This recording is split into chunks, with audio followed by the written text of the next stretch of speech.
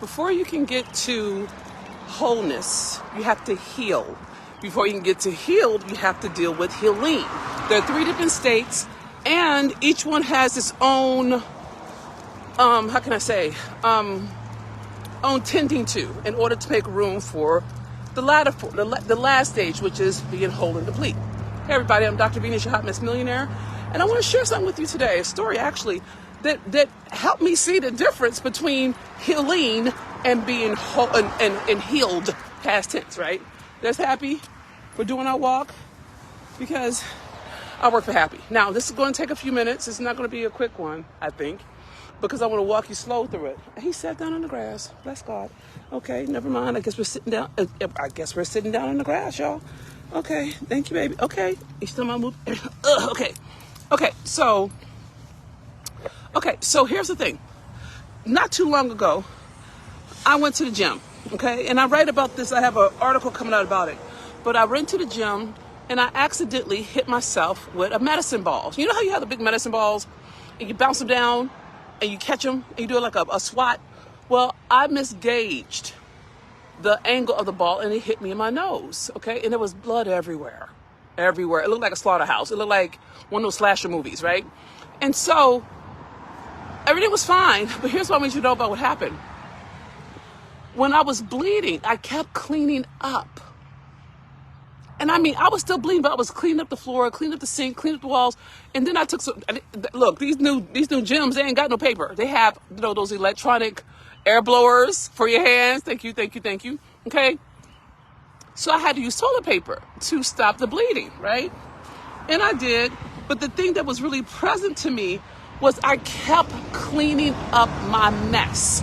I kept cleaning up the blood. It's like the scene of the crime. And you know how you take toilet paper, you make it wet, it just makes it smudgy. It makes it a mess, right? Anyway, I was trying to clean while I'm still bleeding. Okay? And I realized, I heard Spirit say, be still. And I stopped and I realized something. And y'all let me know if you've had this happen. Have you noticed or have you realized that anytime you've survived some kind of trauma or ugliness or violence, whatever, you have strategies to stay out of trouble so it doesn't happen again? Well, mine was cleaning up, because if I left any evidence, it would bring on more heat, and it could possibly get my victimizers in trouble. And if I got them in trouble, that meant more trouble for me, right? And so I was cleaning, not regarded for the fact that I'm still bleeding. And I realized, well, thank God for, Spirit stopped me. But what I realized was I don't have to protect myself like that by hiding. I don't have to protect them from the consequences of their actions by getting rid of the evidence. I'm no longer on the streets. I'm no longer in mama's house. I'm not in any of those places. You see what I'm saying? And I stopped cleaning up. It sounds so basic, but I need you to understand my willingness to be here, be with it, let myself experience it, go through the motions, but bear witness to myself. And then forgive myself for harming myself. Instead of turning into something like, I did it wrong, what's wrong with me, I messed up all the time. All of that, those are just tapes from the past, right? And I want you to be very clear. When I stopped cleaning and started to tend to me, just tending to me, right? That meant I was healed. I wasn't healing anymore. The wound wasn't gapingly open. It wasn't a mess. And I was able to tend to myself. My cousin was with me, Happy was with me. There's the baby. He got a haircut. Okay.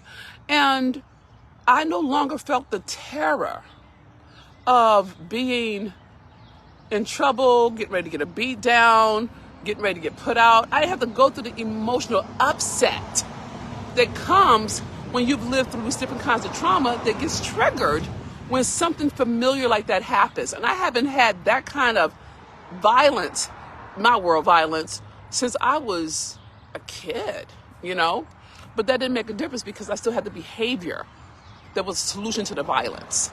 And I'm asking you to look for yourself. If you've gone through any kind of trauma, if you've gone through any kind of violence, if you've gone through any kind of mess in life, what behaviors do you still have that come into play when you get triggered?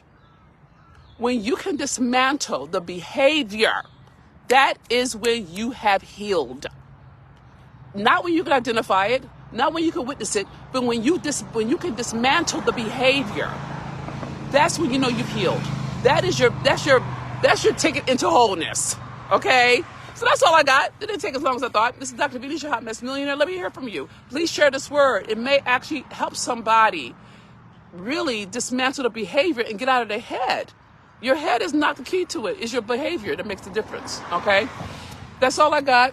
Maybe my baby let me walk again. Okay? This is Dr. Venetia, Hot Mess Millionaire. Please, if you are fed by this word, this life-giving word, this life-affirming word, please pay it forward. We are healing as a nation from so many things, okay? Whether it's immediate or historical. It's the behavior I'm asking you to tend to now. I'm inviting you to tend to the behavior. Not the insight, but the behavior. I pray that makes sense. I pray that it lands, and I pray that you are fed. Please share this video, pay it forward so we can heal together. Goodbye for now.